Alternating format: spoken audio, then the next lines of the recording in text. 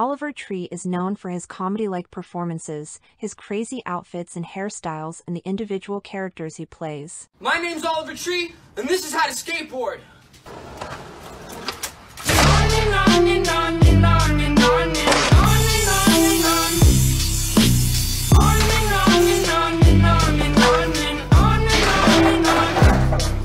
But little is known about his true identity. His acting skills are just too good, but it's hard to say what he's serious about and what is just one of his other attempts to be funny, but what's really behind it. Is he really just trying to be funny, or is there something deeper behind it? Coincidentally, that was the same year the Razor scooter was named Toy of the Year. Since then, physicists like myself have been working out different equations. I get lost in and out when you walk in and out. It's not the size of the man on the scooter. It's the body mass of the scooter rider divided by the ramp height, squared by the velocity. When I'm down, when I'm down. In this video we will look behind the mask Oliver Tree is portraying. Let's find out who Oliver Tree really is. Stop playing your back! Shut the fuck up!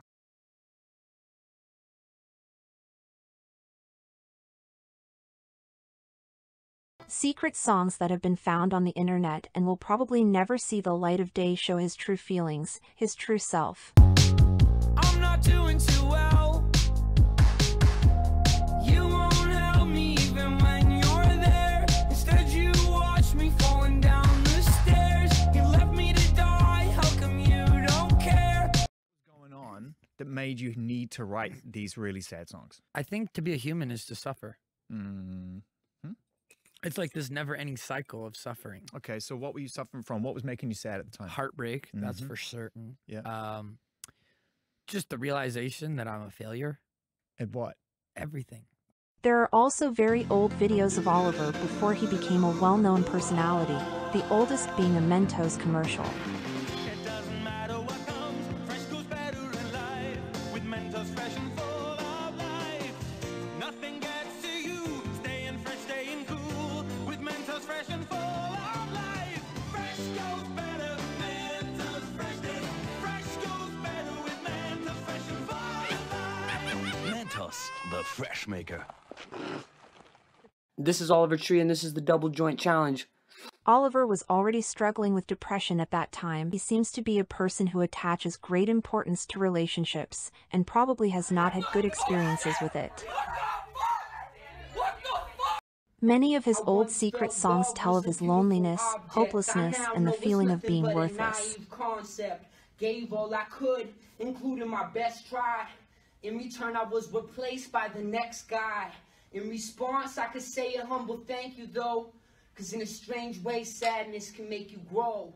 I am a tree, but it feels like you're cutting me down. And I'm alone, but it still hurts to say it aloud. I am strong, word is born, capiche? But when dealing with the heart, even the strong or weak, I'm fond of peace. War is a scary concoction after battling love. Peace is rarely an option. My heart had stopped and sank, but above it all, it's better to love and to lose than to never love at all. How much ever can I fall so deep?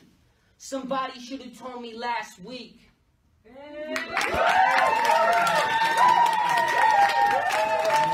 During his high school years, his cousin also died because of an illness.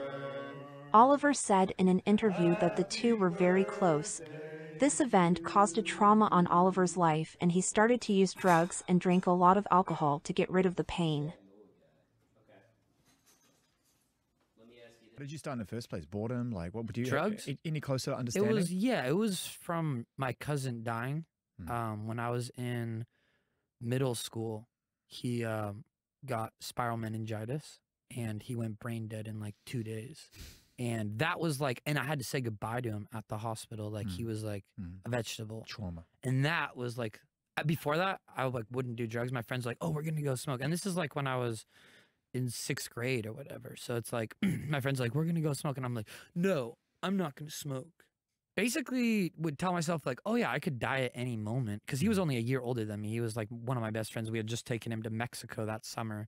And me and my brother, he was in between our age. But since he was older than me, like we didn't have the competition. Him and my brother were like more competing for the alpha male, whereas me and him didn't. So I was way closer with him. He was like really close to me. My favorite cousin, one of my best friends. And so like when he died, I was like, whoa, I could die at any second. I want to see what else this world has to offer, which I think in some ways was an excuse for me to just escape through drugs. I think trauma plays it. Trauma is such a crazy thing. Like a lot of times you don't even really acknowledge that you've gone through it until much later, and it really needs a home, and it needs to attach itself to something, and it's powerful. I mean, it requires a lot of work. And it was crazy because it started out with just, oh yeah, a little smoking of weed, and then it turns into ecstasy on a school night, and then it turns into eating like every type of drug, and then it moves up to, you know, numbing yourself with ketamine, and then it moves up to experimenting with meth and heroin. That's you know called what I mean? destruction by distraction. Yeah, and it just is this thing, and it's like it becomes the thing where you're starting with one thing, and then you're doing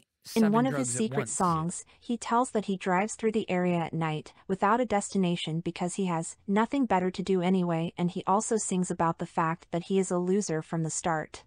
I took 3 tabs acid and ketamine line while I cruised. It's true, on my way to pick up booze. I got nothing else to do, and I got nothing else to lose. So why would I care? I've been a loser since the start. Oliver seemed to have been very dissatisfied with his life and appearance. I cannot tell if that's me in the mirror. I never would have guessed that I look so dumb. After that, Oliver retired again to concentrate on school. He studied music technology, but before graduating, a disaster happened.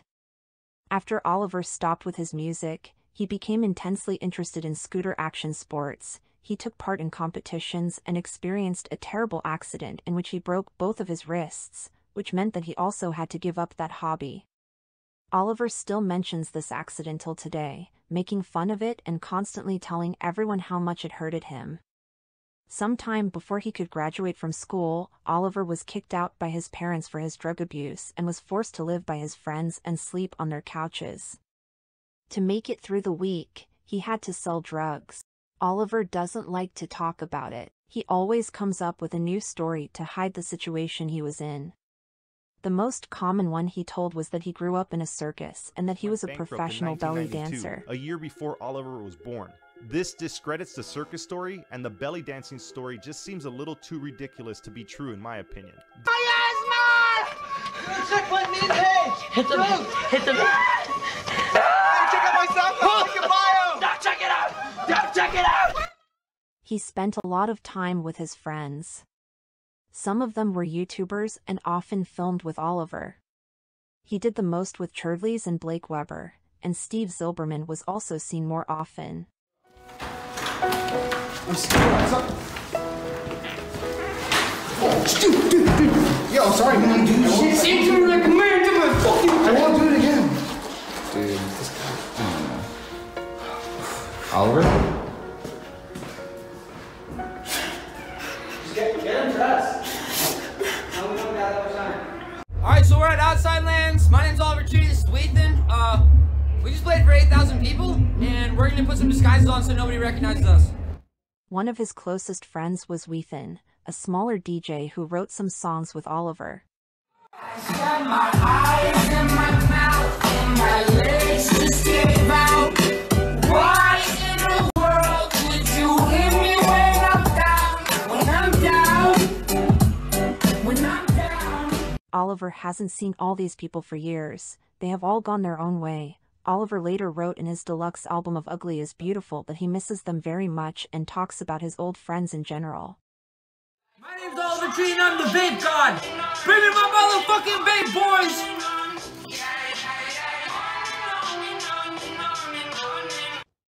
Oliver became a cultural meme and he created his first fictional character named Turbo.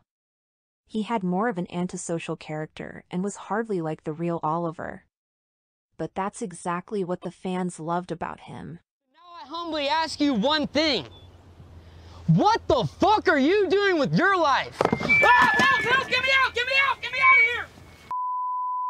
This is the meanest YouTube comment I've ever received. I've gotten some pretty violent messages, some that say they want to kill me just for having this haircut. And I personally think there's some jealousy behind it. I think some people may, you know, be a little bit jealous that they're, you know, not in the same position looking this good. We live in a society where the internet tells us we're never good enough, never having fun enough, never pretty enough. Don't listen. Smile like you've never smiled before. I am beautiful. You are beautiful. Ugly is beautiful. He disguised himself as much as possible because he thought that this is the only way to get attention. And that's exactly what happened. Oliver became very popular and his fan base grew rapidly. Everyone was hyped for his very first album called Ugly is Beautiful. But then COVID-19 happened, and his label canceled the album, which leads to that Oliver lost a lot of his fans. As compensation, he wrote them his own song Let You Down, but even this didn't really help to bring back the lost fans after the album was released a year later. Please don't let me down. It didn't get the rating it deserved. It was rather mediocre with the fans.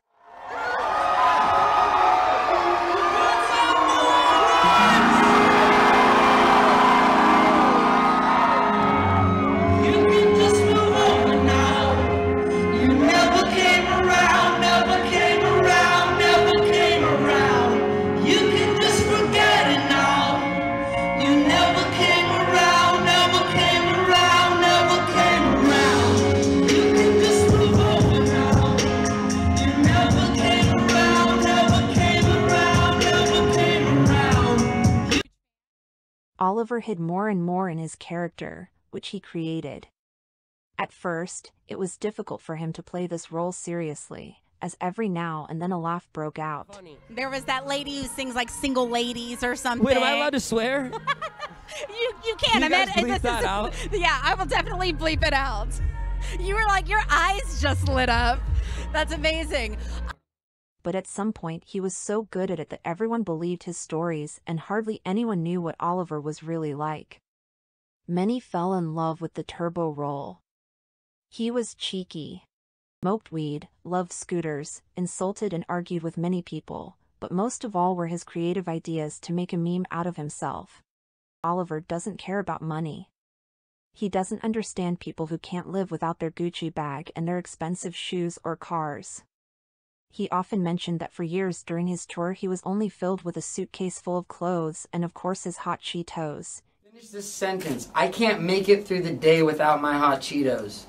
Oliver often mentioned that he had his bowl cut since childhood and that he was afraid to get another haircut, but that's not entirely true. As a child he wore a bowl cut, but as a teenager he wore a normal hairstyle. Only when he decided to create his Turbo character he decided to have that haircut again. I'm done with this bowl cut, bitch. Oh fuck! The bowl cut amateur, and now that. No, I think it's actually pretty rad. Girls probably like laugh their heads off and get their pussies wet. What? Laugh their heads off? This isn't a joke. This is my life you're talking about. No, I mean like they probably see that and they're like, oh my god, that's hilarious. No, they don't. They say, oh my god, that's sexy. He tried to make himself to look as ugly as possible to set an example that it doesn't matter how you look, to be able to make something of yourself. That's what it was all about. His album Ugly is Beautiful.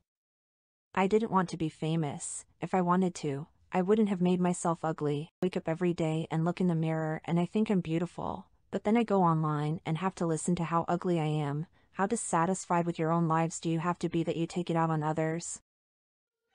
Cool.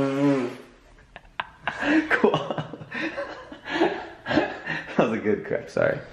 I don't know if, Dude. some... Let me hear it again. Boosted! That's closer, like it, bro. Boosted!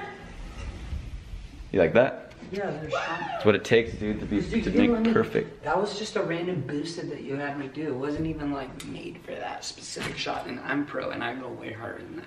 Is that why your fans love you? Oh, dude, this wasn't even on, bro. Shoot, sorry. I had a feeling it wasn't on.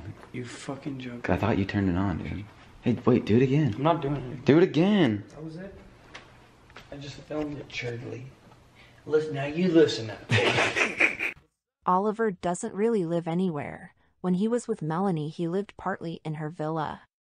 He travels a lot, and especially during his 3-year tour he had to spend almost only in hotels. Oliver and his crew often mentioned that Oliver did not come out of the hotel room for weeks because he wanted to be alone, and he was probably not doing so well. Of course, he couldn't have relationships, but he tried anyway. But he was left again and again because they didn't want to keep a long-distance relationship. Oliver later decided to try polygamy and have several girlfriends.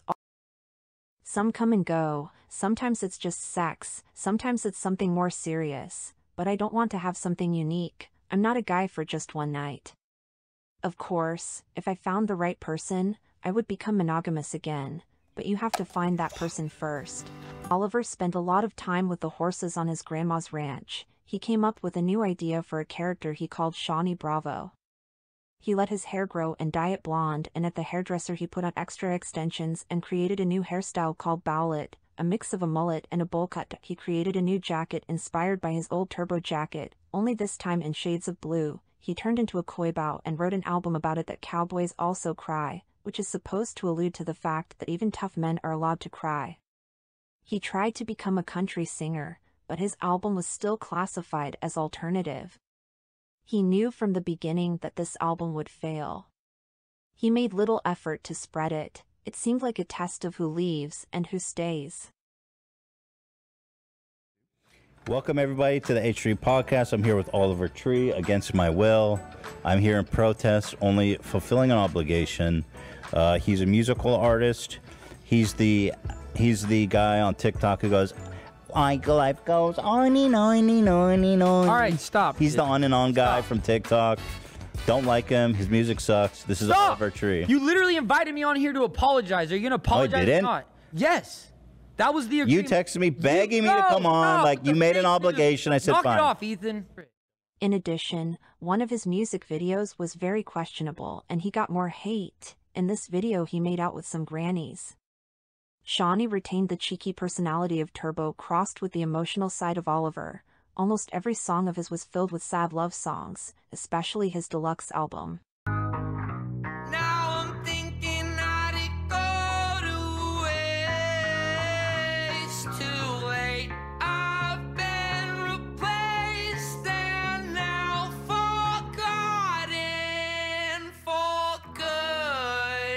Here we go again. Oh, now I'm better off dead. I'll see you sometime again. Oliver was also singing with other singers at the time, and there they were also just sad love songs. I move on. You fill me with hate. You made my heart break. Still I can't escape. I tried and I tried, but I'm left dead inside, and you're killing me slowly without even knowing. Brings me back every time. Sicily, 2002. Actually, this same song was playing.